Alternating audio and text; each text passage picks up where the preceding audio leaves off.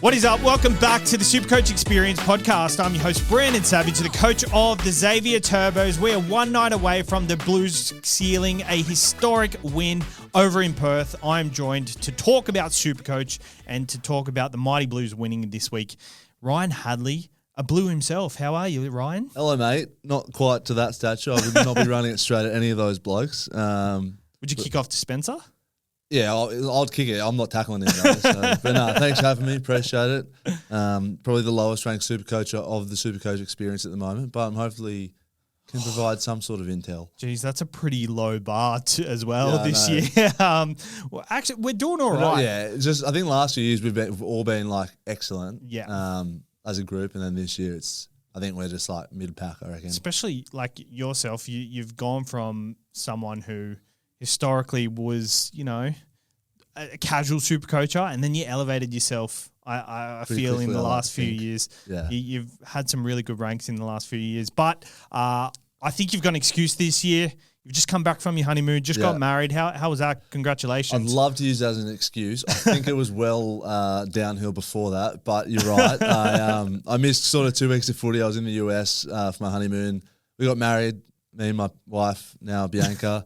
That was really cool. Great day. Not that you guys care too much, but the US was really good. Saw a couple sporting events over there, but unfortunately missed a lot of footy with the games on at 1, 2, and 5 in the 4 in the morning or something. So, but my Supercoach, it didn't really affect it too much. I didn't miss anything important. I probably should have given Saz my login, and then he probably could have made some trades that have actually done well. So I would have absolutely butchered your side there. How did you navigate? Not navigate, but how did you find it? Considering you'd wake up and see the scores, was it kind of exciting to wake up to see all these players on zero, and then wake up? I would wake up and look at the actual score of the game. Yep. And then if I had Herbie and the Dolphins put on a score, which I think they did while I was over there. Yep. I'll be like, surely hurt. And then I open the Supercoach app, and most of the time was all let down, apart from that one. 85. But like, fuck, surely he scored 3 or 4 tries there. But it was. I just had to make sure I was like super diligent and organised, which I'm not usually. So I did it a day or two out, just messaging all the guys who have actually watched the game. And I watched the minis, but sometimes you miss some eye test sort of stuff. There was a couple of messages you sent through to us just saying, what happened, what's your vibe? And it was a bit hard to tell in the certain games you did ask, because it was a lot of a nothing game, and it was just didn't eventuate for the players you were asking. So, if you're really going for a big push of the ranks when you're overseas, it's so hard. So tough. Mikey's done it well the last couple of years, I reckon. He has his experience in it. Yeah. That's why he's so used to doing it. So round 15, I finished up with 1130 into 5,700. So pretty happy with that. But it feels like I've kind of coasted on this going into well inside the top 10,000. And then a week like this week or next really brings me back to the pack. And I am quite scared, to be honest. It looks like I'll field 17 this week at this stage. But yourself, how are you going rank-wise, and what are your numbers for this week? How'd you go on the weekend? Not great. 968. That's with I got back to the US, relaxed, and then forgot to take the captaincy off. Oh, yes, you did too. So that cost me, I probably would have VC'd Garrick, and I reckon I would have looped, maybe. I was telling Timmy this. Yeah. I would have taken the 90. 93. Usually in buy round. That's probably just under what I'd normally take in a buy round, but just the way I've been going this year, I was either that or Teddy, but would have been much less anyway. So, but I'm 25,000, which we don't want to announce too much. Oh, that's pretty low. I'm aware. Thank you, Savs. A lot's gone wrong then. I know. I'm like hanging on by a thread in my head-to-head league, so I'm hoping just to walk away with some cash at the end of the year. Yeah, that's fair. I think I'll get people at the end. Like I think we were just talking about it before, but I'm building steadily. I look at my team now, and there's a few more similarities, and I'm starting to get guys that I had passed on that had done really well. Yep. Which we'll get to later, but it's all right. We'll get there. If I can finish top 10,000, 8,000, maybe I'll be tick from where I was. Yeah, I feel like a lot went wrong for me at the start of the season. I feel like I've brought it back together at this point of the year, but there's still them weeks that you always get where it's just a bit down from what you're expecting. I've got to sit down and actually like figure out exactly where it went wrong. Yeah. I did miss some like big guys like your Paps and stuff like that, but I think a lot of it's been captaincy, and then buying the guy that other guy that if people are toing and throwing on, and then them losing cash and not being able to go to the next guy and stuff like that. So, are you trying to? Are you always getting people late, or are you always trying to go to the next guy first, or have you been mixed with him? No, so I think that's probably a good point. In the last couple of years, I think you and I have both kind of gone let's get the next guy, and then I reckon this year like people have gone on like longer runs, and like someone like Paps, they'll get a big score, and I'm like, oh fuck, let's get the next guy instead. Yeah. But Paps was the guy I should have got, or something that's just one example, but something like that, if that makes sense. Yeah, I think that's why, like maybe at the start of the year, it's probably why I did so bad, because I usually the 100 scores, the big scores don't scare me anymore. Mm-hmm. I look forward. Yeah, the big scores you take into account. Okay, they've got this capability in the form they're in, but they don't scare me anymore. Whereas it's kind of working for the people that it does scare them, because they jump on these players who are hot straight away. Herbie, Kale. Yeah. Herbie and Kale are perfect examples. Like Sharp was one for me. I was like, there's no, like, he had a hot little run. I'm like, there's no way he's keeping this up. Let's forget about him. Let's get the next guy. And then, like, he's done well. I'm still riding that train, to be honest. I am as well. I don't have him either. And I'm not getting him this week, I don't think. Yeah. But like, he's just another example of a guy. Thoughts on Sharp, just based on injury concerns? He is named this week, but like for me, I've been saying over the last couple of weeks, I don't own him. I don't think he is a top maybe 5 or 6 center wing, and I want to be targeting them sorts of guys. If I don't have, I'm happy not to buy. If you do have though, what's the plan, would you say? It's literally just, I think he'd almost be, he's got to break into 40. He'd almost be his peak now. I think there's a world where you transition to one of those massive guys. I think he's fine to sit on your bench as your like 5th, 6th center wing kind of thing, and that dual flexibility really helps. But it's that big one that you speak about that I think scares a lot of people, and like it does, and it scares me as well. But he also needs a lot of attacking stats for that, and I'm not sure the Knights have that in them in the back end of the year. Yeah, 100%. All right, let's go over to the team list wrap-up, and then we'll get into the show. We have some hot topics. Hamoli Olakau'atu out injured up to 6 weeks, potentially more. We've also got Keon Koloamatangi. He has been named on the extended, but I think with us, we actually think that it's just based on Rabbitoh's depth. They've got to name him. We wait to hear more from him, but we're going to talk about his replacements and who to buy throughout this period. Jack Bostock went bonkers on the weekend, so we'll talk a bit of chat about him, and we'll talk about the Dolphins players and who's hot, who's not, who we're looking at targeting, and so on and so forth. But the team list, the West Tigers play at 8 p.m. against the Raiders at Tigers home ground. Jareem Buller at fullback. We've got Jerome Luai named to back up. Skelton on the wing. Api Coruscant in hooker.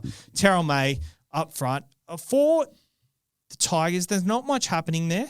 But for the Raiders, the big one, Hudson Young named to back up. Tarpanay in. Corey Horsburgh named at lock. Jed Stewart comes in for his debut. The big one here, Hudson Young. He's a big talking point this week. I know you've got some notes on him. I saw you. Relax, mate. No, did you? Yeah, I do.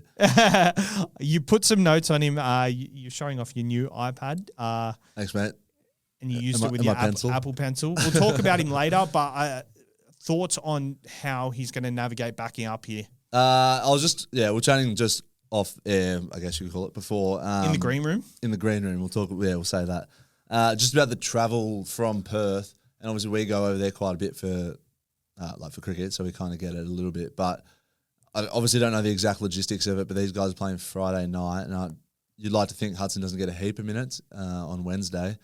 But if you've got a morning flight out of Perth, it's 4 or 5 hours plus the 2-hour turnover. You're not getting in until mid-late afternoon on Thursday night, and whether they want to throw him into the Wolves that next night, like I think it's just something to keep an eye on later.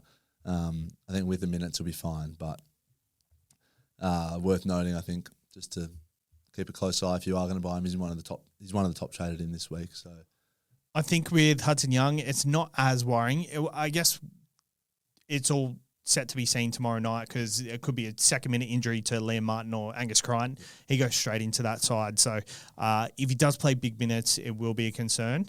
But if he's playing his 20-minute role like he did last game, a 1-day turnover, 2-day turnover, it's not really going to hurt him. Yeah, it's the flight. That's a 5-hour flight compared to a hop, skip, and a jump to Brisbane. It's pretty much you lose a day in recovery. Yeah. So he'll be recovering in the nighttime. If he has a couple of beers, it's going to be a tough recovery. Otherwise the same, but obviously way less relevant. Yeah, for sure. Warriors play the Panthers at Warriors home ground in New Zealand. So, as expected, the Penrith boys are not named to back up. Part of me thought that there might have been a chance just based on where they are at the ladder, sitting 9th at the moment, which is really good. How are you seeing that as a Panthers supporter? I 100% get it. Like, I think we're desperate, but we're not that desperate. Like, not just yet. Yeah, well, I think ideal world he plays in, but similar situation to the Hudson thing, a flight from Perth to Auckland. I don't even know what that is off the top of my head, but I imagine it's 7 hours or so. Yeah. Straight into a Saturday game, Saturday Arvo. Especially with those guys, Nathan Cleary, Dylan Edwards, history Isaiah of soft tissue injury. You don't want any of them to get injured based on where they are at the moment. So short-term pain for long-term gain. Moala Graham Tafua is named to debut, I assume, in the centres. Chanel Harris-Tavita and Metcalf, their halves pairing. Halasima and Jacob Laban in the second row. Aaron Clark is named at lock. Very popular option for the Kolomotangis this week. For the Panthers, Lindsay Smith named at front row. Dane Laurie at fullback. Tom Jenkins retains his spot. Alan Marty back on the wing. Blaise Slungy and Schneider in the halves. Not much else doing there. Scotty Sorensen, nice little mid-range option. I feel like we're looking at mid-range options a few weeks ago. When I was here last, I reckon. Oh, was it actually? Maybe. Could have been not long after. It would have been before the round 12 bye. But I know me and Grant talked about Scott Sorensen. We're quite hot on him, but it wasn't a very big sample size. I feel like this time of year, mid-rangers, it's a no-go for me. I'm pretty happy just to go keepers. Agree. At the moment. Even though I went Jesse Ramian 2 weeks ago. Which I feel like that's just you zigging when everyone else is going. Yes. I love how you say that. Dolphins, 5:30, playing the Knights. Hammer named at fullback. Avarillo and Farmworth back in the centres. Bostock on the wing. Isaiah Katara at number 7. Oren Keeley on the edge. Not much else doing here, Supercoach-wise. Kalen Ponga for the Knights is named to return. Dominic Young is named on the wing, which is crazy because he only signed there yesterday. Fletcher Sharp is named as well, so that's good news. Hopefully we get some late mail there, but it's lucky he's the third game, so owners will be able to get a good early read on that one. Any comments from that game? No, Hastings is in the 18 jersey there again. Thought he would have got named this week, eh? So did I. I got him in a draft, just like just cause no reason. I had some shit sitting on the bench, and I was like, if he gets named again, I might as well. Yeah, but obviously not to be. I really like the change for Frizzell front row, just giving Lucas and KPP full reign, and I think they've both gone well. Only for them to let KPP go off next year. Apparently, Jermaine McEwen. On the bench. Apparently he's going to probably take up that role next year, and so he'll be a nice little watch for Supercoach. Although I thought Thomas Kant did a really good job on the edge this year when he filled in. Yeah, he was a workhorse, but it doesn't excite me exactly. Yeah, not for Supercoach. Yeah. Sorry, I lied. Jackson Hastings in the 19. Schiller's in the 18. The Rabbitohs play the Storm, 7:35 at Accor Stadium. Latrell is named. Jack White named at centre. Lewis Dodd named at number 6. Ewan Aiken returns. Lockie Hubner at lock. Ryan Gray on the bench. And Keon Kolomatangi at number 9. I think this Cody Walker, Jesus Christ. Keon Kolomatangi named at number 19. Cody Walker at number 20. Campbell Graham, 21. Jacob Post, 22. But as you can see there, they haven't even named at 23 and 24. I just think that shot for depth that they've had to name Kolomatangi. I think we will get an injury update. I'll have a look at the notes just here. Also listed among the reserves, but seems unlikely to play given Suffolk. So there's nothing on it yet. Nothing for it, yeah. I assume it's just can't name enough players, but it just makes you think just a little bit. If it's 3 to 6 and there's a couple other guys going on, people getting rid of Cleary for Hughes, do you just hope it's 3 weeks and hold? I think so. By 19. I think so. It's our hot topic of the week, so I guess we'll get to it. Yeah. Melbourne, Ryan Pappenhausen at fullback. Grant Anderson is named on the wing, and all the Origin stars named to return, including Harry Grant, the big minute forward in Stefano, Cameron Munster, Xavier Coates. I assume they back up. I think the last Origin will be when they potentially don't. Maybe if this is a series decider, maybe they don't back up this week. What are your thoughts on that? If New South Wales seal the series, would you think they're more likely to not back up this week? I think if New South Wales seal the series, there's a chance a couple of them don't play the game 3. True. So we can always hope. I think at this stage of the year, I know then I think they're the favourites for the premiership for a reason, but I don't think that they're set in stone in that top 4 just yet. So I can't say they're not backing up, and I don't think they're going to play Ducks and Drakes with us. They seem to be ones that just either name them and they play, or they don't name them and they don't play. So, who are they playing after the next Origin? Newcastle, 3 p.m. Saturday.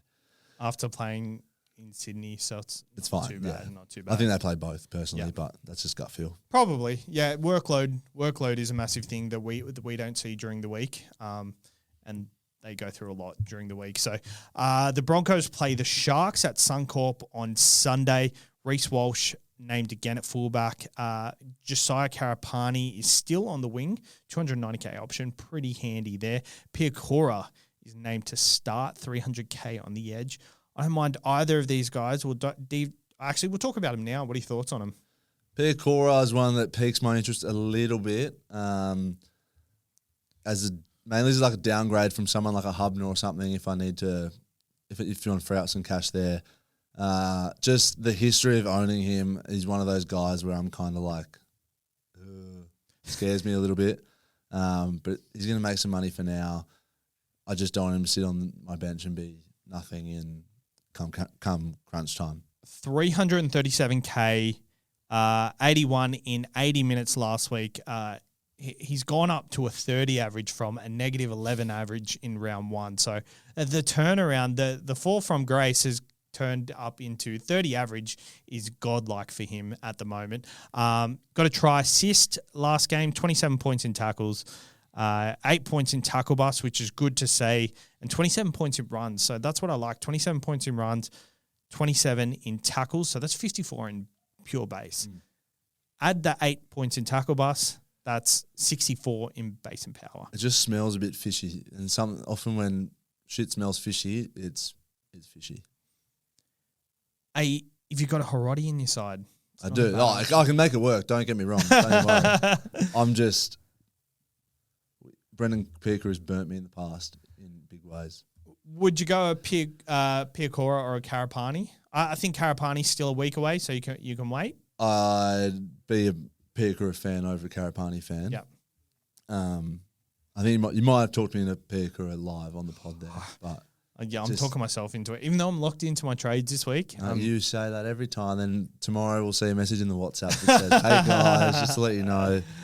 Yeah, you're too right. You are. The Sharks. They are fairly similar, which I'm quite surprised with because they were pretty average last week, even though they won. But the big news here is Talakai named at number 4 in the centres at a similar price to what Piakura is, but he has the centre wing second row dual, which is very handy. We know what Talakai is about. Harotti's 4 to 6 weeks. We've got Iro, who's 10 weeks. He's got a break even of 14, 303K.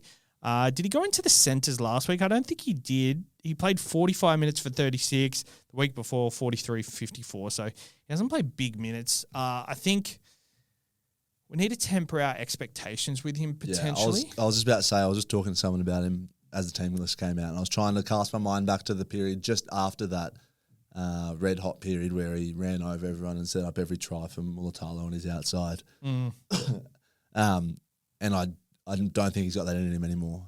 Like at that level, I think he could be value for 300K, but for 4 weeks, pretty sure he's like 480K when that first happened, and he went up to well above 600, got to 700, and then we were like, do we sell him? The time to sell was at his peak, but he's trained all preseason to be in the front row. Yeah, I got him last year. he got 80 odd and then got injured straight away after that. He's an interesting one because he really excites me, but the Sharks just aren't going well enough for me, I don't think. Me and Timmy were talking about last week, just don't get stuck in the past. Yeah, but that left centre spot is just an so absolute true. gold mine. So do you reckon he plays left centre? Maybe. Raymond won't switch, really. Yeah, Raymond won't switch. The Roosters play the Cowboys 4 o'clock Sunday, which is a good time slot to have James Tedesco as your captain. James Tedesco, a fullback. Sandon Smith and Hugo Savala in the halves once again. Connor Watson named to return from Origin, same as Angus Crichton. I don't mind Angus Crichton as an option. I think just 80 minutes on the edge in Origin, I'm probably going to avoid them style players. I'll start thinking about those guys. But yeah, definitely, especially with Hudson Young being so highly traded in, we could definitely think about Angus Crichton. But I think the thing is with him, they've got to buy him around 17, so that is a no-go for me. I agree. I'd be interested to see, like, if the tables were turned in terms of, like, if Hudson was the starting second rower, how those trade-in percentages would look different. Yeah. And how many more people would be keen on Crichton even with the buy. Yep. Give it a couple of weeks and I think you can talk about that. Yep. Then. The Cowboys, Scott Drinkwater at fullback. We've got Tom Dearden named to return and all the Origin stars, Reece Robson, Jackson Purdue named at 5'8", Zach Labart at centre. John Bateman returns, Nanai on the edge, Cotter at lock.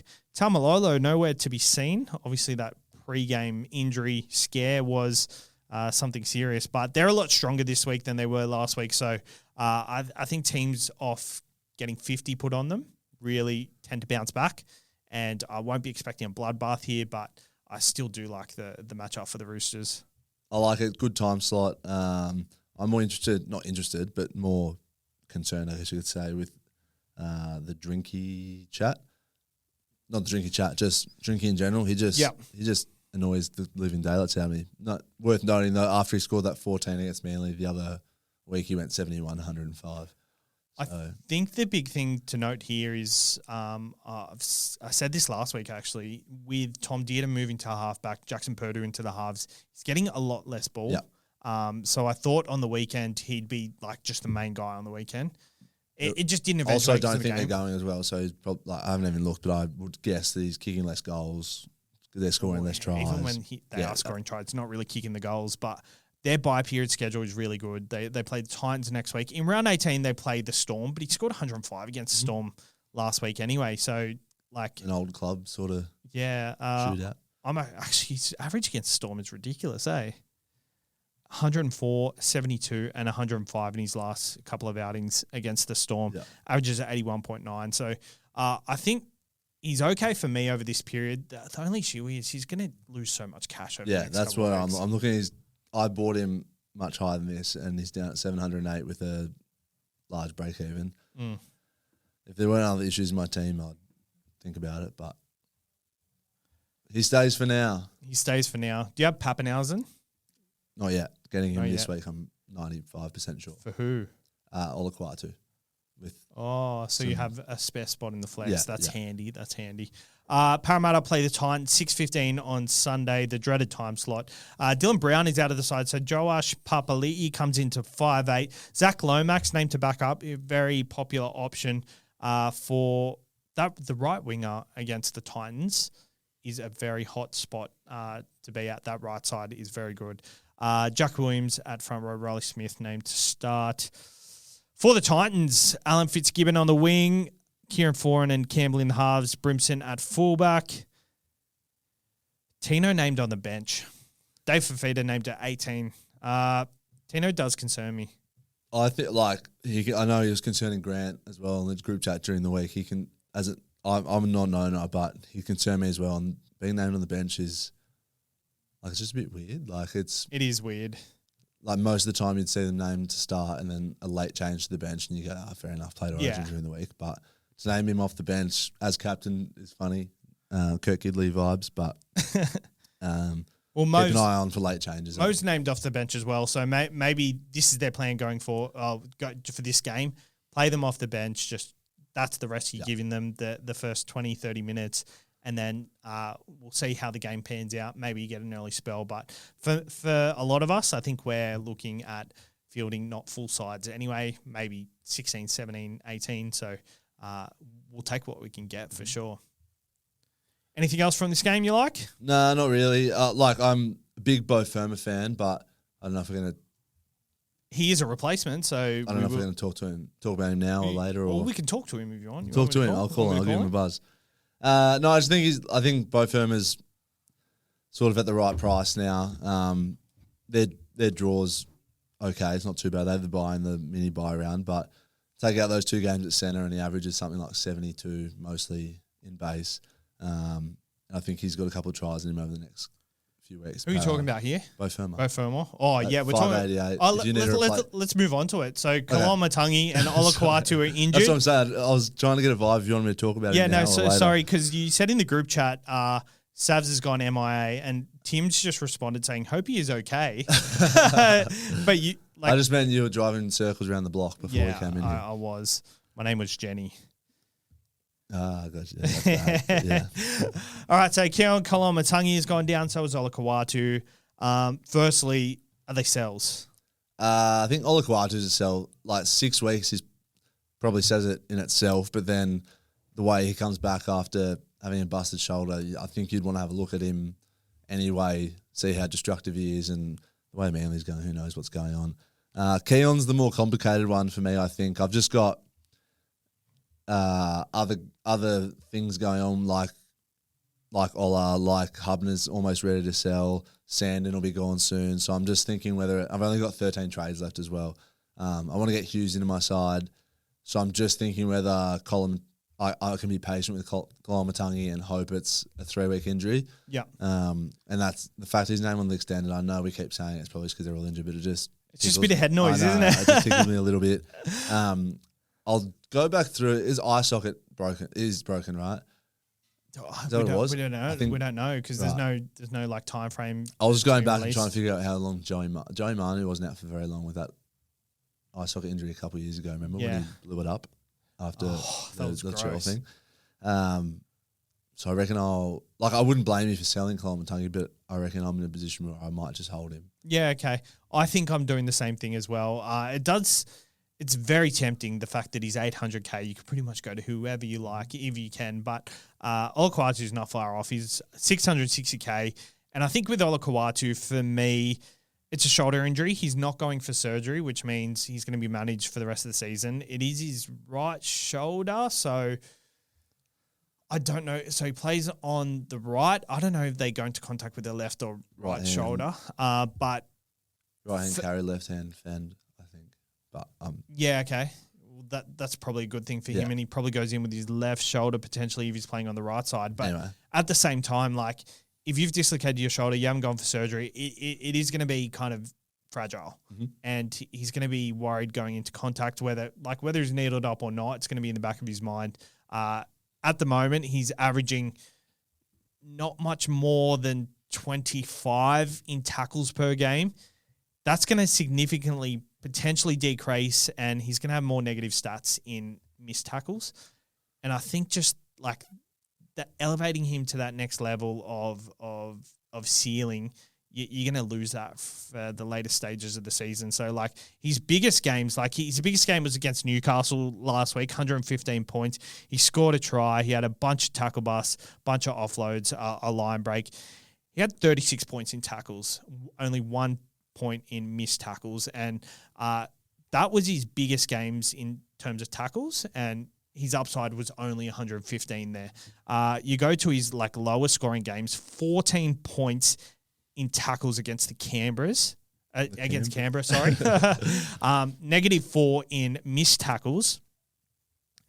He scored 83, so my point is so invalid. He did set up a try, so apologies there, a lot of tackle loss. Let me get a more. I think as well, I know you look at their break evens, Olaquatu and Kalamatangi, and I guess that's a factor you take into account when you're considering which one, if you're going to sell one or both or what's going on. They both, Olaquatu's got a 76 break even and Kalamatangi's got an 80 break even. But I think Kalamatangi was lucky he managed to still get 70 odd, even with the broken face.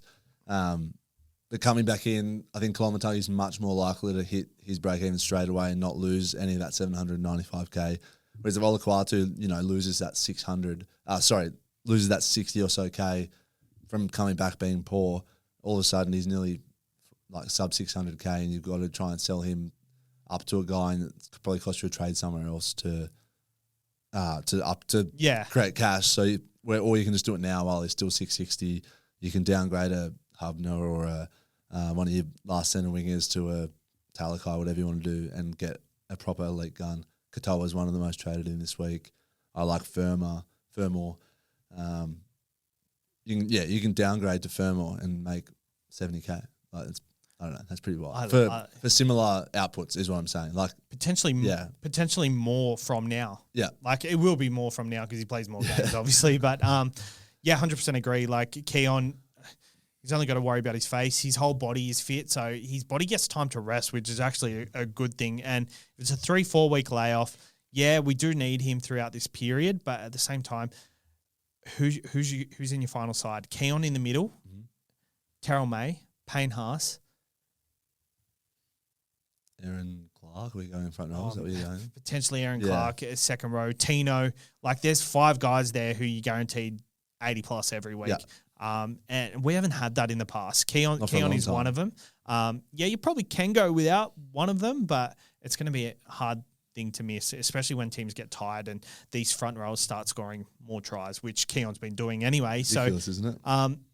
I'm very happy and content to hold Keon, but at the same time, like, if your team structure kind of suits selling him, it's not the end of the world. I think, I agree. I think it's more than likely though going to be it'll be 4 weeks because they've got a bye in 19, so that's when he'd be due back, and then he comes back in round 20 against Penrith. Yeah, not that Penrith are much chop at the moment and doesn't stop him. So for now I'll hold, but he'll always be an option there to sell if I need to. Yeah, I think OLA'S is 100% sell. It's 6 weeks minimum, to be honest. So there we go. But the replacements, I guess first of all, I just want a quick curly one at Keon.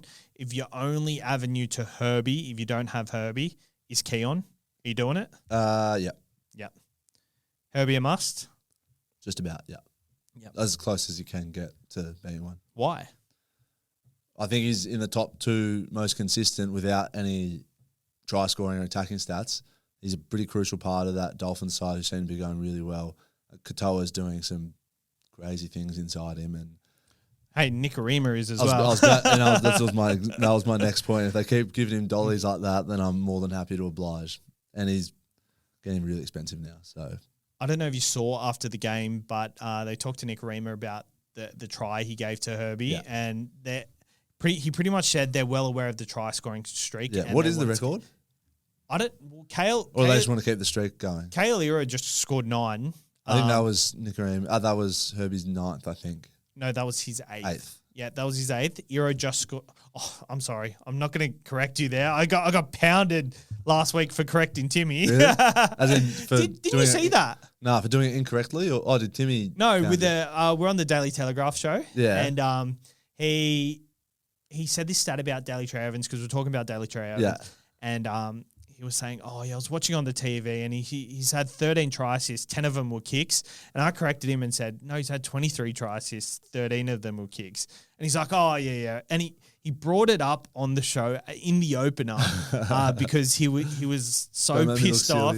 And I clipped it up and everyone was bloody roasting me on Facebook saying, oh, yeah, Savs is a bit snappy, But fair enough. I have been snappy at Timmy in the past. Timmy's just so lax too. You do bully Timmy a little. You should probably stop that. I'm just kidding. I don't think you bully him, but Timmy's a legend. I have stopped. Last year, early in the year, I did bully him a lot because I know that you can't bully a champion, mate. Once you become champion, then you can bully him. But until then, I wasn't bullying him. I was just I was getting very annoyed that he was cutting me off so much, and I was trying to be structured with the show. I've learned to ease off and just let him flow because people love Timmy's tangent. Honestly, it's so wild. I try to figure out in my head when I'm ranting too much. I'm like, well, I wish I could rant as good as Tim. I know. I'm just not. When he rants, it's just really entertaining, and I listen to myself back and I go, "Shut up, mate! What are you on with that?" It's his pure thoughts, isn't it? And it's like he's doing. It's just like he's doing everything live on the show. But he'll go this way. to get around. Like the answer's right here, but he's going all the way around. It's like bloody not going the toll route to the city. Herbie's projected to be over 900K in a couple of weeks. And really? Yeah. I guess he's just scored 840K. 150. Mind you, his projected score this week's 103, which is like more than doing against Newcastle. Against Newcastle, right. Dane Gagai, not too bad. 24. Say he scores an 85. Wrong side. 85. Opposite sides. Yeah, he's running at Dane Gagai. Dane Gagai's on the right, and he's on the left. Sorry, you're right. Yeah. So I reckon he'll make like 40K this week. Score 70, 80. We'll get to that. 850K. Yeah, for sure. Yeah. All right, replacements for Keon and Olaquatu at the top of the list here. Hudson Young, 788K, 10.3% owned. A lot of people have traded him in this week. To be exact, the number's not here. To be exact, why is the number not here? Does it happen after lockout? It says 0. It says 0 on mine. Zero's traded in. He was in one of the most... No, he's on the top traded in list. But he's not. So 1,911 people have traded him in.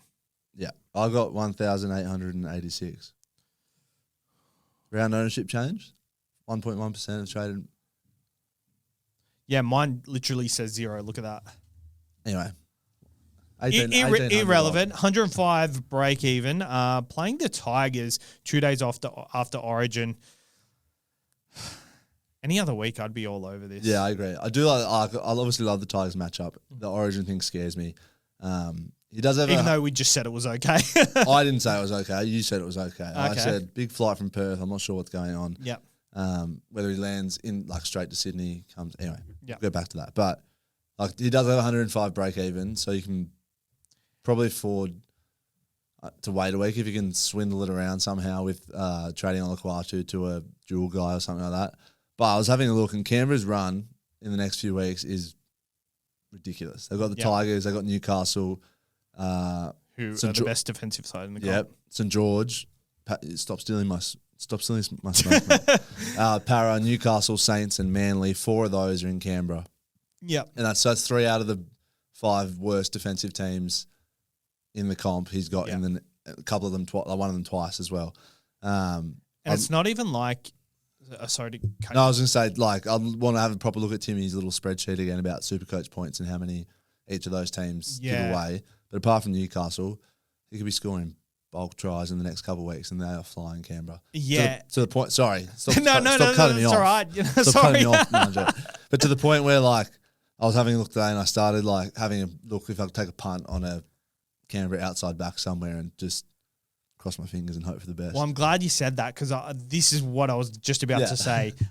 When Canberra put on points, it doesn't go to their outside backs. Like they attack through the edges, and Hudson Young will benefit off this. It's not like I know we've seen in the past where kind of your Dylan Lucas-y type players. Dylan Lucas is a bad example. Let's say Eli Katoa, when Melbourne have a really big matchup. He usually scores well because he scores a try and sets up one, but when he doesn't, like the base is gone for him, so it's really detrimental. I think probably the perfect example is maybe not Isaiah Yeo. Plays a different position, but kind of same kind of result. If Panthers put on points, it's through their outside backs, and he doesn't get that dirty work through the middle in points racked up. Whereas Hudson Young, they'll be all over it through this. So he'll get a million runs if they've got heaps of possession. He'll have heaps of opportunities. He's already had 4 tons this year. Yeah. He had 5 tons last year, and he was the biggest second row with the most tons. And his ownership was not very small. Yeah, not that good, not that large. He's been much better this year. Like I remember looking at his stats last year, a lot of 40s, a lot of like low 50s. He has a 42, a 44, a 56, and then apart from that, 76, 91, 110, 109, 126, 70, 86, 103, 77, 87. Like the consistency is ridiculous. If he wasn't so consistent, like I feel like his Origin spot would have been up for grabs, but like he's one person in that team who really deserved that jersey. You almost you can almost cop like a 40 against a decent side, but again, maybe apart from Newcastle, you can't imagine that he's not going to get an attacking stat or two in each of those games. I think it's pretty crazy, and I'll have a look maybe for next week at some Canberra guys. Just have a throw a dart. I can. I'm so low that I can throw. Well, only 2,000 people have traded him in. He's still only 10.3% owned. So he's a very good trade in if you love a pod. My problem is if I'm selling an OLA'S, I want to be making money off the trade. So I like him as an option. I think the Friday night is awkward, but I guess we'll reassess after Origin. Maybe the best outcome here is he comes, flies back, plays off the bench, plays 20 minutes for Canberra, I'm saying, 30 minutes of Canberra. They spell him. He scores 30. He loses heaps of cash, and we all get him next week. Next week? Yeah, as I'm saying, like...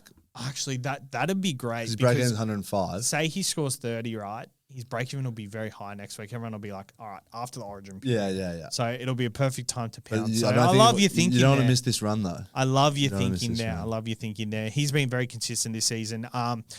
If not this week, is there plans for him later in the year? Like, is he someone you need to get in your side?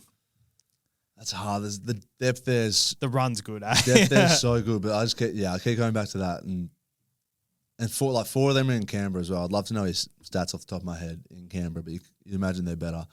I will get them for you. Actually, yeah, keep talking. As you said before, you did. I just think like when you've read. No, that's fine. I just think like the depth in the position with Katoa, with Koloa'S when he comes back. People have Aaron Clark sitting there. Bo Firma, Lucas, so you can move up if there's like gun center wings going on. I think a lot of people really struggle to do it, and I don't expect after this week his ownership to shoot up a whole lot. Like I think this is the week that everyone will think about getting him. I think moving forward, there'll be guys, and like with the two injured guys, I think this will be the week that everyone jumps on him. Yep. So average a GIO 60.98. Is that this year? Or that could be over time. That could be over time. Yeah, that doesn't excite me if it's over. Yeah, anyway. Does that make sense? I just think like Katoa's the most traded in this week. Yeah. Which makes sense because his price is a little bit nicer and he's always an elite second rower and their draw is really nice. Yeah, 100%. So I guess we'll move on to Elias Katoa. I bought him into my side last week, which I'm very happy for. These two injuries have just really killed it because I think he would have been high up there anyway, just because everyone would have been waiting for this period to get him in. But that 97 last week that he scored, just really good, really happy. I like him, and do we really even have to say much? No, you said I had notes, and I literally wrote ECAT, yes. ECAT, yes.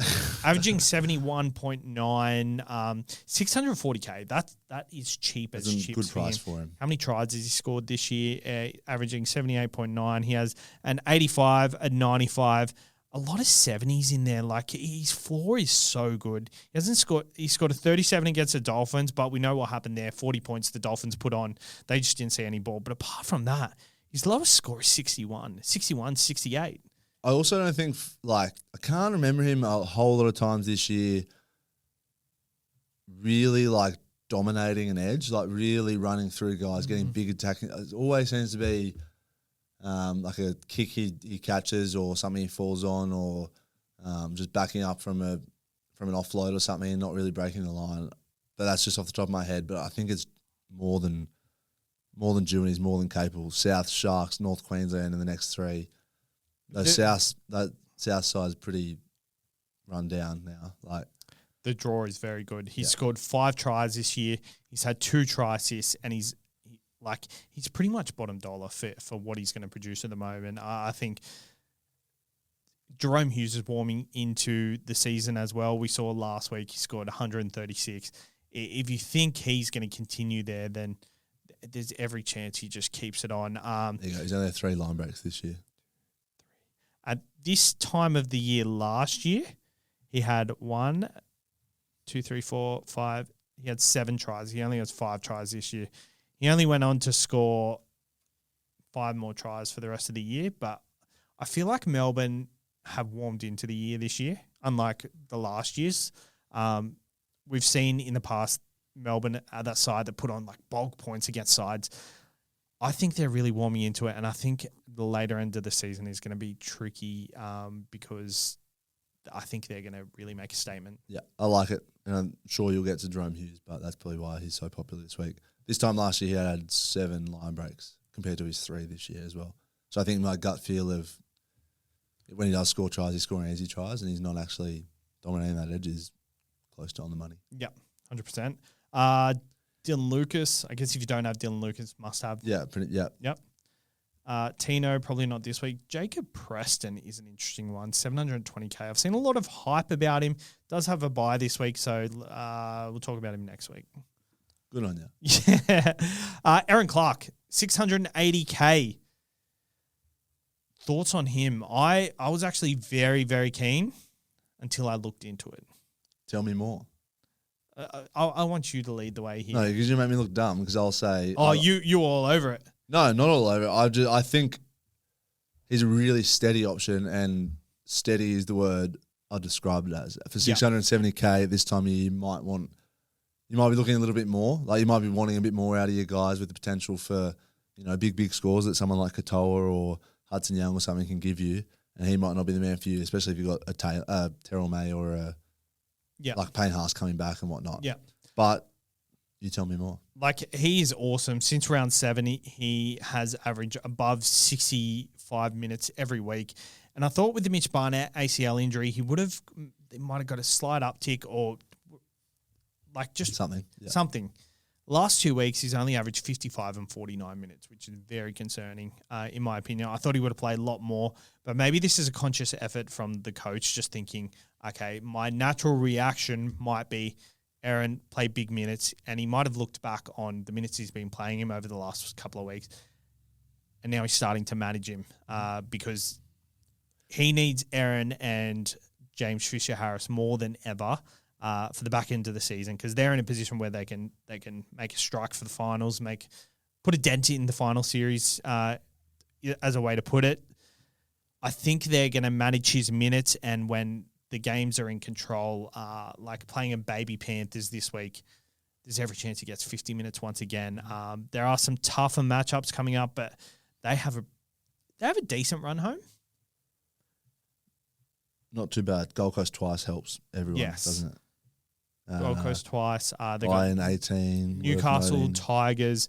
They got Dogs, Dragons, Para, Manly last round. Yeah. So I think they've got a pretty good run. There's every chance he averages the 55 minutes for the rest of the season. I could be wrong. Like, the bye could have come at the right time for him, and it was just manage him into the bye and then kicks on. So maybe I'm reading too much into it. I think it depends where your team's sitting. If you're like me, I've got Aaron Clark, and I'm happily to own him until I want to get Haas back or something. If you're in a position where you need to chase that upside, I wouldn't blame you for looking elsewhere. Yeah, 100%. For the price. But like, the fact is, even though he scored 55 and 49 minutes, he scored 72 and 78. Yeah. So like 24 points in hit ups or something like last week, and like 8 points in offloads or something. Like, he's ridiculous. Yeah. He's ridiculous. Where's it come from? I don't know. I just think confidence in the coach. Yeah. Like Titans last year didn't use him like that. I'm pretty sure he only played 2 games over 45 minutes or something. So I remember he averaged 60 in those games. So when he gets the minutes, like, he's definitely an option. Viliami Kickout, someone next week. Oh, this is the one I'm keen on. Here we go. Bo Fermor. I thought fuck. I've put him round 15 stats. He's not that much money. Oh, he's 588K. Sorry, it says here on my app. Oh, no, it's just updated. It said he was 640. Okay. He's 588K. Bo Fermor, second row forward and wing centre. What are your thoughts on him? I really like him. I think now's the time. You take out those 2 scores at centre and he's averaging 70-something and makes it look a whole lot nicer. Yeah. Mind you, that is with those 2 tons in round 8 and 9 with those few tries there. Their run isn't too bad. They've got Parramatta this week, which is nice. North Queensland's nice as well. Brisbane not as nice. And then the Tigers. So 3 out of the next 4 looking really good. And I actually don't mind what the Titans are doing with the ball. It's obviously just however many points they're scoring, they're letting in more at the moment. So I think for 588 is a perfect downgrade from someone like Ola and Frazier. What's that? My math's bad. 70K, 75K or something like that. Yep. I think he's been really handy to have him and Lucas at the same time. I'm flicking them up and down and in my flex almost weekly. It's wild, yeah. Well, currently I'll be buying him in my second row where I have Lucas as well, but the plan will be to have one on each side. Yep. So I was speaking to Mikey about it on Sunday, and he was really off it. He was just like, I think you like it a bit more than it should be. He doesn't play round 18, but I think we've kind of got to temper our expectations on round 18 and just like we've seen the kind of rank rises you get. You just get your numbers and then play on from there. Yeah, it was helpful for me last week, actually. I made a pretty good, significant jump, but probably not going to get that sort of number this time. And especially like looking at the options, there's no standout options that are playing around 18. So with Beau Fermor has been not selected for Origin, but he earned that Origin call-up just like Hudson Young. 132 and 105 earlier in the season. He's got upside for a second rower. At the price I like, and even against the better sides, like 62 against the Broncos, 52 against Melbourne, take it or leave it. Like 59 against Newcastle, one of the better defensive sides at the moment. 80 against Newcastle, 68 against the Bulldogs early on. Am I looking at 105 against the Bulldogs? 105 against the Bulldogs, yeah. That's very close together, isn't it? Round 2 and 9. Yeah, round 2 and round 9. But yeah, from what I'm looking at him, he's got upside. He's got the base. Like, he's not going to score you 35 unless he gets shifted to centre. But I think that experiment is over. They've got the depth in. They've got Alan Fitzgibbon there as an outside back. They can shift Sammy in and out. The interesting one here is Kieran Foran is playing alongside him now, and he hasn't really got to utilise that in the last couple of weeks. It looks like they are settled on their spine for now until Keeney comes back. So I like that he's playing on the edge there. And what I like, he's averaging 35 in tackles per game when he's playing in the second row. So I like him. He's someone I'm very excited to trade in, and playing Mitch Mosesless, Parramatta Eels, and Dylan Brownless. So that's a very, very juicy matchup for me. Agree. All for it. One of my trade-ins of the week if you don't have him. I've got him. But I'm trading him in, so I'm very excited. Who else have we got? Aaron Clark, Hudson Young. That's all I got on my list. Do you have anything? Zach Lomax is an interesting one. I think if I'm checking the numbers of who's got him in here, but I reckon if Moses didn't get injured and Brown was playing, obviously Origin's not ideal, but I think he'd be a lot higher traded in this week. 129 break even. His last 3 matchups against the Titans, 95, 108, 82. I'm talking purely on that Titans matchup this week. That and then Dragons, his old team, and then Penrith, who have leaked a few points. Of points to wingers in the last few weeks. Anyway, I just think he's one to keep an eye on. I got him a few weeks ago. He's been fine for me. He's been good, but that Moses thing really, really worries me, to be honest. He's like Moses. When did Moses come back?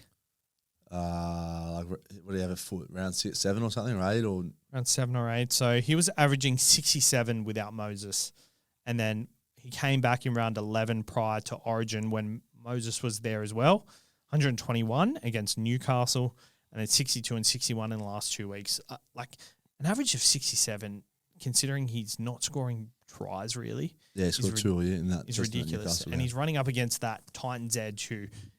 Like, it's the best edge to run up against in the NRL for a Supercoach player. So I reckon that's a really good shout. Is there any other, like, centre wings? I guess it just depends on who you don't have. Yeah, it's a tricky part of the year now, isn't it? It's just like with mine's stocked up with Lucas and Firma at the moment, so it doesn't look like I'm missing anyone, even though I probably am. Karaz released from the Origin squad, so if you don't have him, you can pretty safely and take a breath. And do you have Karaz? I've got Karaz, yeah. I didn't have Karaz, and watching him go down on the weekend, I was just like... You were like... he was already on bloody 70 points or something, but I was very, very happy. as a non-owner, but then he came back up from the dead and updated to 93. Yeah. So I definitely took it because I went Azarko over him. So just about to bring up Azarko. Yeah, Azarko, 690K. He's got a break even of 21. 21. He is playing Newcastle this week against Greg Marju, who defensively has been okay. Just quietly, Newcastle's wingers now. Greg Marju, Dom Young. Not exactly known for their tackling. Definitely not, but still, I think they're going to make a fist of it. I think they've turned a corner. I think the Titans have turned a corner too, to be honest. Like, it's kind of why I'm very excited to get Bo Firma in, because I think they've definitely turned a corner. I think we've got to pick up on these trends, like the Cowboys over the last month. I think we haven't kind of pinpointed that. The Dolphins just prior to the weekend, did anyone realize they were this hot? I think the last 3 weeks they've been really good. Yeah, like really they have good. Been. Who else do you think is underrated, overrated at the moment? Like, I think the Dragons are a side that slightly on the decline, but I think you can attack the Dragons. Manly, South's trying hard. I think Para without Moses is one you can jump on pretty quickly. The Tigers. The middle, mate. That middle of that table is just wild at the moment. Yeah, Penrith is like Penrith, Cowboys, Manly, Dragons. It's just so clogged up in there. It's not even funny. The Tigers are weak, but I think they've got troops back this week. They look a bit stronger than they have in the past, but I think towards the end of the season, as more injuries happen, they'll start to leak more points.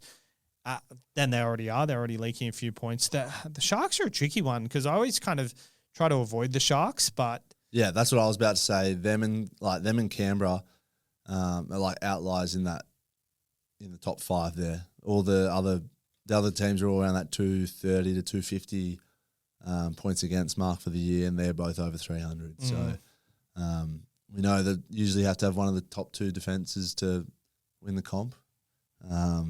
And at the moment, they're not there. I just feel like the Sharks are going to win the comp. I'm happy to take it, but do you want to make a bet? 1 verse 17, 1 verse 16. Maybe not. But I feel like beer. I'll buy a beer if they win the comp. I'll buy you a case if they win the comp. You buy me a beer if they don't. Just one beer. Oh, okay, we'll make it. I'm happy with apple ciders. Summersby apple ciders. I'm happy with the case. Either way. No. That's stiff on you.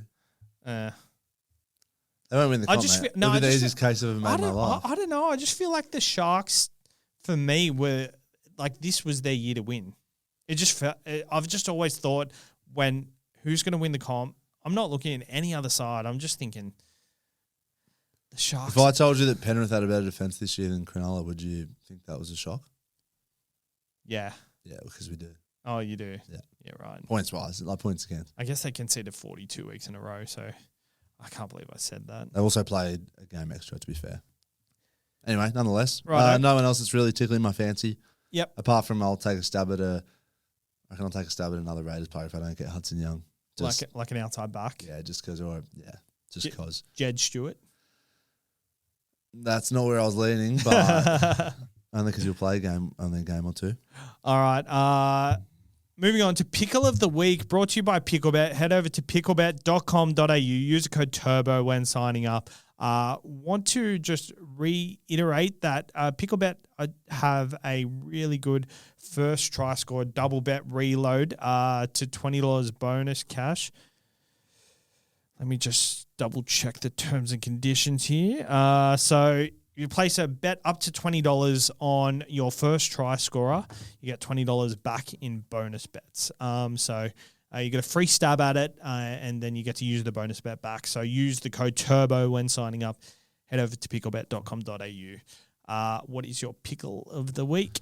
My pickle of the week. How broad can I be with my pickle of the week? Very broad. Very broad is just where I'm freeing. I need 13K to go from Ola to Pappenhausen, and it's just where I'm going to free that up from. It's almost that I've got too many options, not that I haven't got enough options. I've got Hiroti I can sell. I've got Koloamatangi if I can sell if I want to. I've got Hubner that's nearly sort of peaked there. I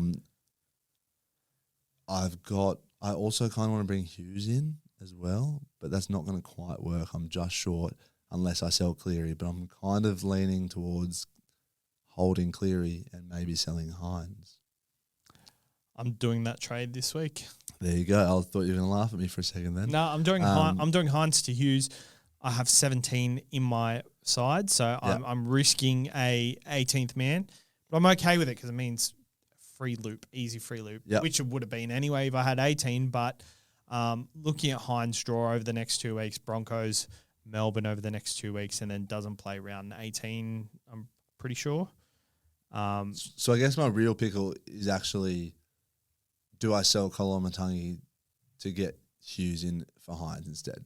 Is basically summed up. Do I sell Koloamatangi to get Hughes in? Yeah. So I can bring in Hughes and Pappenhausen this week, but I'd need to sell Koloamatangi. I'd do that. You do that? But you're a bit looser than I am. But are you gonna? So you hold Olakuatu No, I this can week? sell both of them. Oh yeah. No, sorry. I've not no boots left, have I? No, so I'd have to hold Olakuatu, which makes no sense. But you can. I can trade him next week or the week after or whatever. Anyway, that's my pickle of the week. Yeah, I don't mind it. Broncos.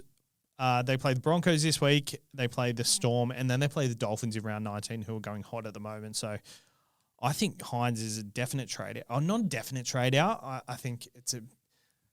People would say it's a luxury trade. It is a luxury. But I think looking on the counterpart, Hughes' draw, if you miss out on Hughes, like, I think it could be detrimental. I also just don't want the stress of having to try and bring Cleary back and Haas back. Yeah. And like Hines isn't doing it for me anyway. And he's plummeting cash with that draw as well. So I think we can determine whether he's an end-of-season keeper in the next few weeks, but I'd be happy to pull the trigger 100%. They're playing at Amy Park next week. They beat the Melbourne Storm at their home ground. Amy Park is a different beast. Mm-hmm. Like the Melbourne Storm are going to remember that game. Hines is gone for me. And you have Cleary? No. Okay, that's the difference though. Like, it'd be an easy decision if I didn't have Cleary. What? So you'd the fact, like, I'm essentially comparing whether Cleary and Hughes are going to outscore Hughes and Hart, like Hughes Hart. Do you know what I mean? Like, I'm trading out a player that's playing, and I've got another halfback on the bench that's not playing. Yeah, like, that's fair. Yeah, I guess that probably brings me on to my pickle of the week.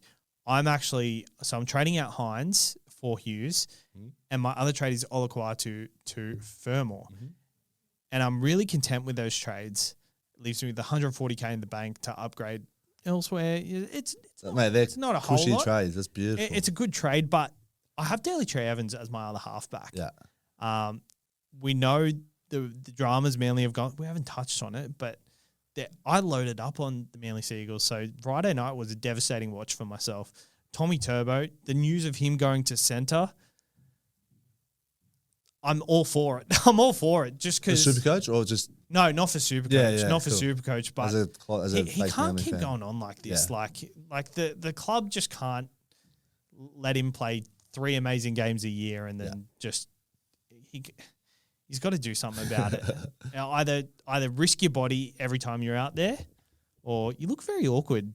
Me? Yeah, you look very awkward when I'm saying this. I just bumped my microphone and now I'm concerned. I thought you were like, I live in Manly now, so I shouldn't talk shit about it. Not at all. It's just they weren't playing this week, so I didn't put any thought into it really when they're probably the biggest news story of the week. Yeah, they really are. But like Turbo, 485K, Cherry Evans, 490K. The big one, Ruben Garrick, 620K. Rumours are he moves to wing, which we all thought was a good thing. But if Tommy Turbo goes to centre, then he's not going to get that ball that, like, Lehigh Hopewade is not a guy that's going to throw that cutout ball. Like, I think all of these guys are at a really big risk of dropping in SuperCoach stocks. That being said, like, they're at their lowest of lows. Teams like this always come back. Like, they're too good not to. I think with Olakuatu being out, it's very... Like, I don't know what they do there at second row. Like, their depth in second row is so bad. Waddell and Ben Trebojevic, just not a hard edge running back rower. Gets back there somehow or something. He's so good. The shot is in the middle too. So I'm not too concerned about Garrick. I think he'll he always seems good to enough. find a way. Yeah. If guys like Saab and that can score okay on the wing. Saab's getting dropped. That's what I'm saying. But if guys like him can score okay on that wing, then I back Garrick to be able to at least maintain his price and have some decent scores for us.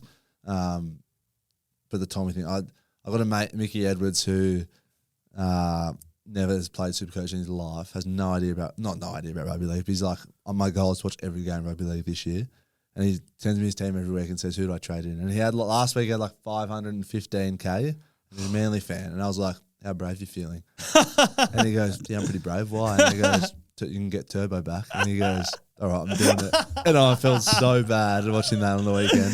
I was like, oh, you poor bastard. Like, I'm stoked with 48 considering how he played, to be Well, honest. when I heard, did Timmy get Jerry Evans as well? Or, yeah.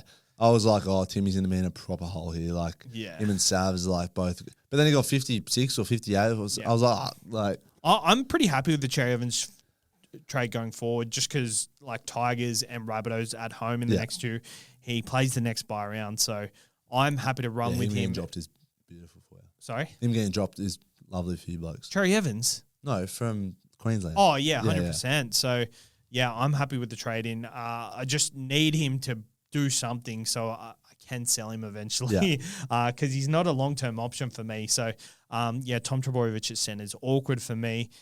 And I'm just going to run with it, see what happens. Like, Manly with this draw, like... You got him, Turbo? Yeah. Is it... I don't have Pappy now too, so... You traded Pappy for Turbo? Traded Pappy for Teddy.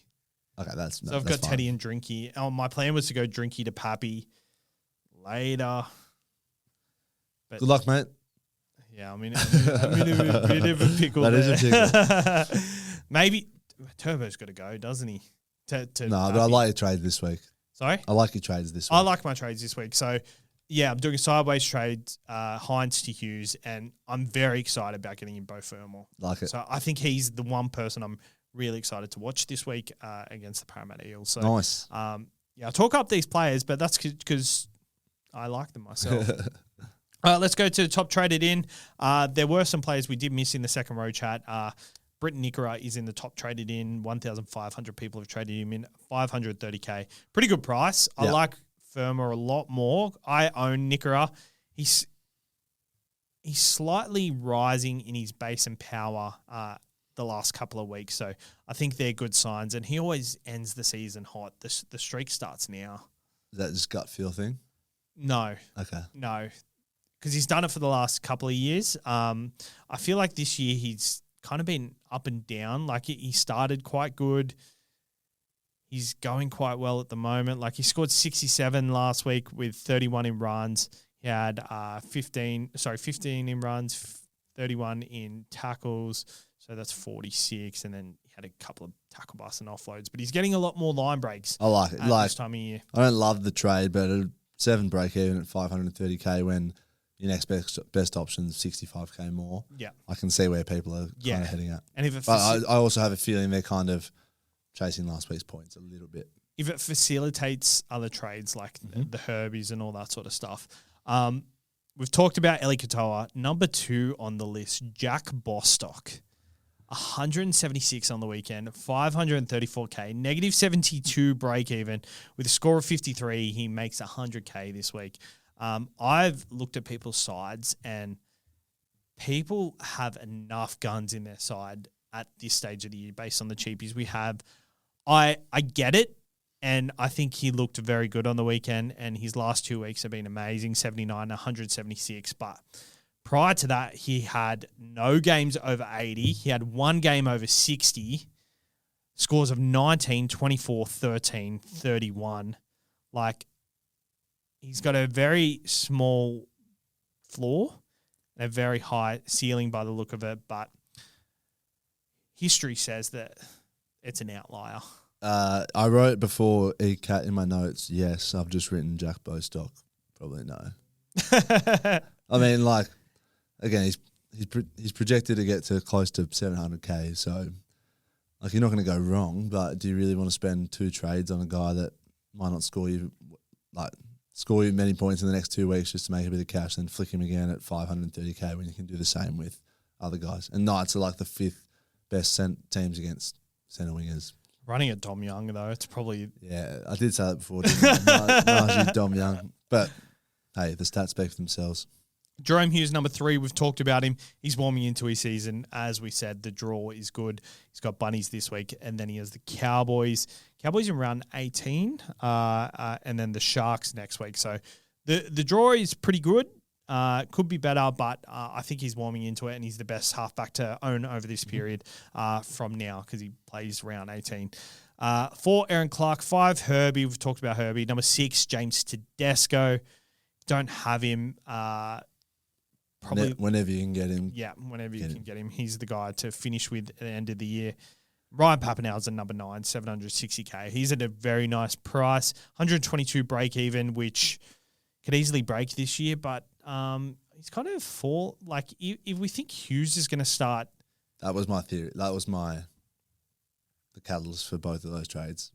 Yeah. Bouncing them off each other, I think they both start But I think if you own them all, like, you're hedging your bets enough over this period. Like, I think the upside is in Melbourne. It's not. I don't see many other places where it is at the moment, especially in the spine positions. So I think if you load up, like, you're not doing yourself a disservice at least. Yep, agree. Traded out Olaquatu, Koloamatangi, Tamale, Cleary, get it. Hiroti, get it. Gartho, get it. Tommy, Sandon, get it. Hines, we've talked about it. Dylan Brown, like 517K, suspended for 1 week. I own him. I'm very annoyed because he's just someone who just plugs a hole for you all year. It was an interesting one. Like earlier in the year, looking at that position and seeing what's going on there, and having no Moses probably didn't help him at all either. But he would be a frustrating one, as is. Like I don't want to say Munster's a frustrating one, but I was speaking to you in the group chat about it the other day. He just gets 45 to 68 every week. And I don't know. I see Jaden Campbell sitting on the 10th in the most traded in list, and I just go, ooh. Did you get Jaden Campbell? No. Then he scored 80. Yeah. That's annoying. I know. Just on Sand, like, he's breaking his. I don't think he's a rush to sell out this week if you don't have to, especially a playing number's a playing number. We actually got blessed with the Sam Walker news because now they've showed their hand. Savala is the preferred one, so we've got to make a contingency plan there. So we've been safe for a couple of weeks over the bye period. Against the Cowboys too. Yeah, exactly. So at home, 4:00 on Sunday. Is that when they're playing? Yeah, potentially. This week, 4:00 Sunday. Yeah, which I like as well. Yeah, I love it. I guess the thing is, like, Sander now has a chance to plead his case as well. Yeah, I think he's been really good. I think, but I see, like, they must have tapped him on the shoulder, seeing what's going on. But I get it. Savala and Sandon makes a lot more sense than, and in the past, the Roosters haven't made smart decisions like that. Like, they've bought Brandon Smith. So I think for once they actually headed in a good direction. I like him. All right, the tipping point brought to you by Kyle McGrath Accounting.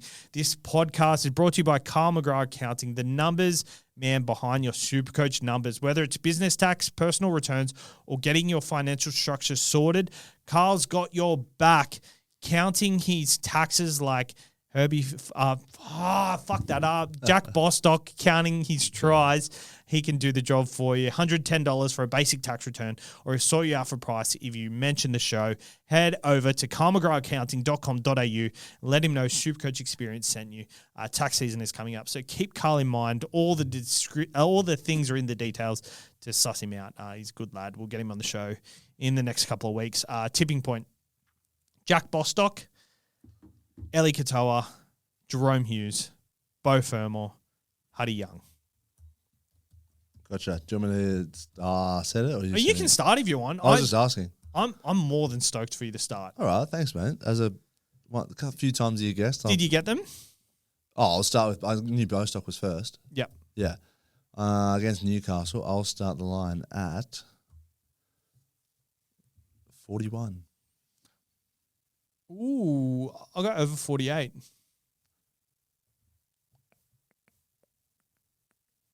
I'll go over 48 and say 49. I will go under 49. Eli Katoa against the Rabbitohs. Do you want me to start again? Or do you want to Yeah. start Oh, yeah. You can do them all if you want. Oh, it doesn't bother me. I'll start. I like saying the line because then I like your reaction to it. Yeah, I like it too. I will start the line at 69.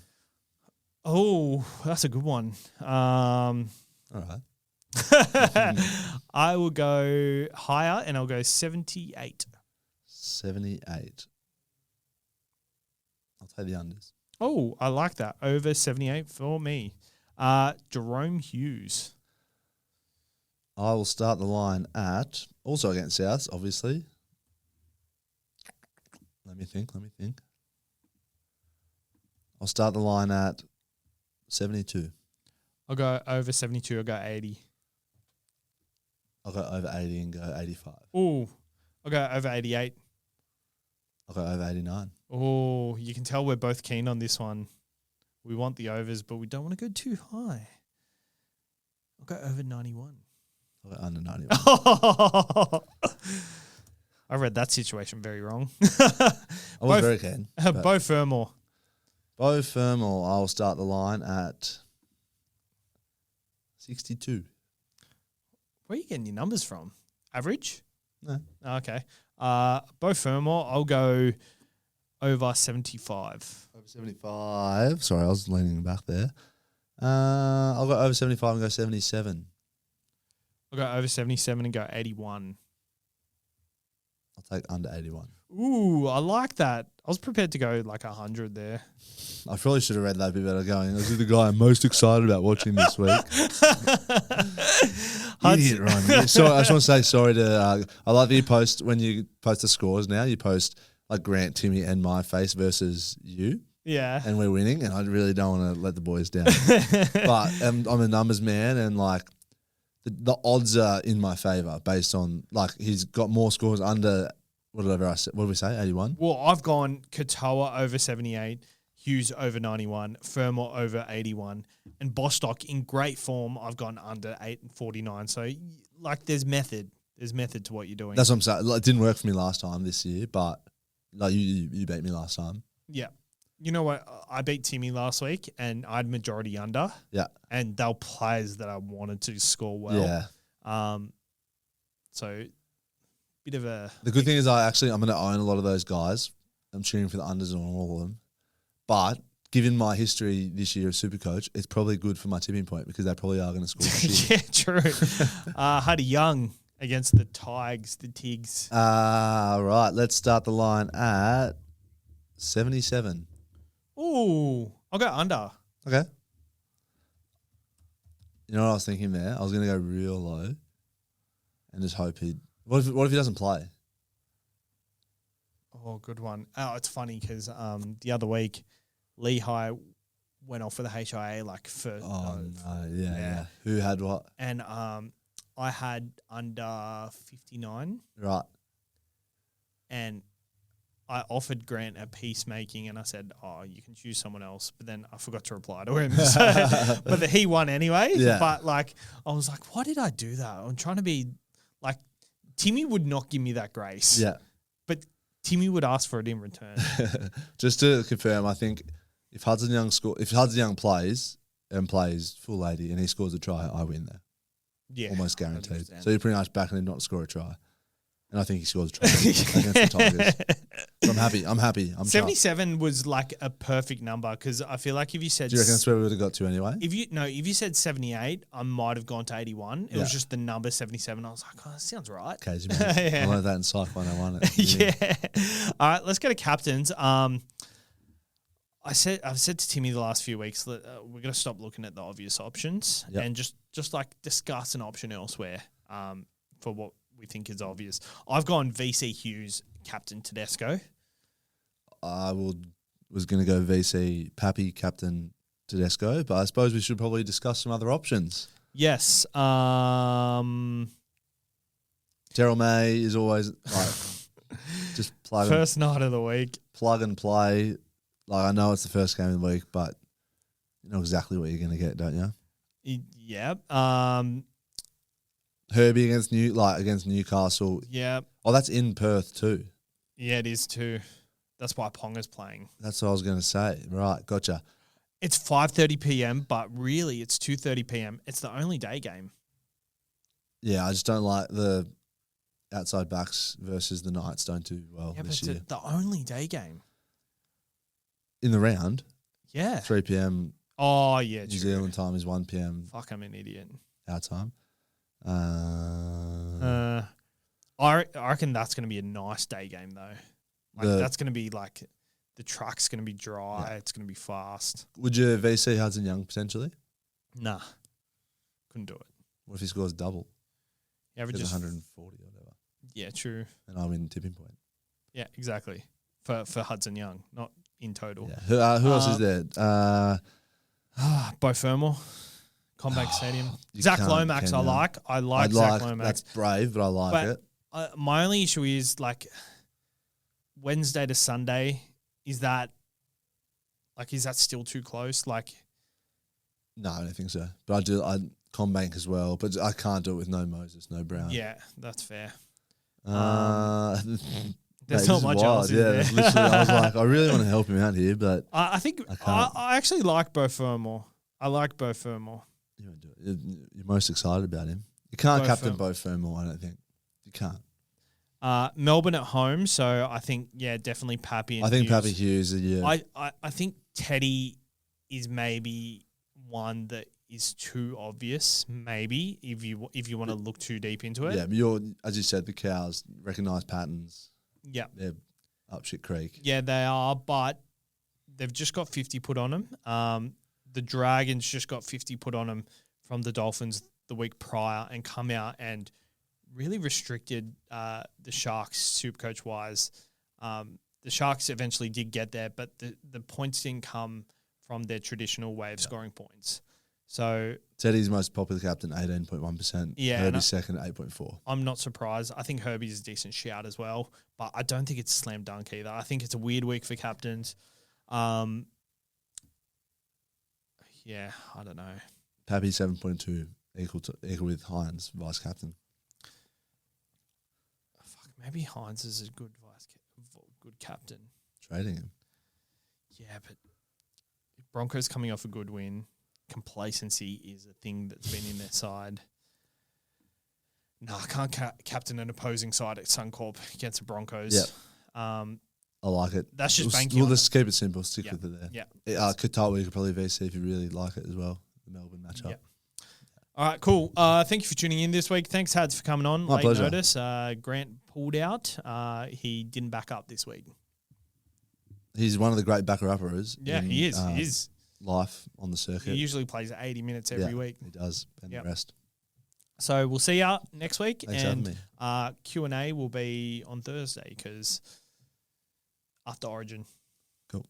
Cool. All right, we'll see you next week.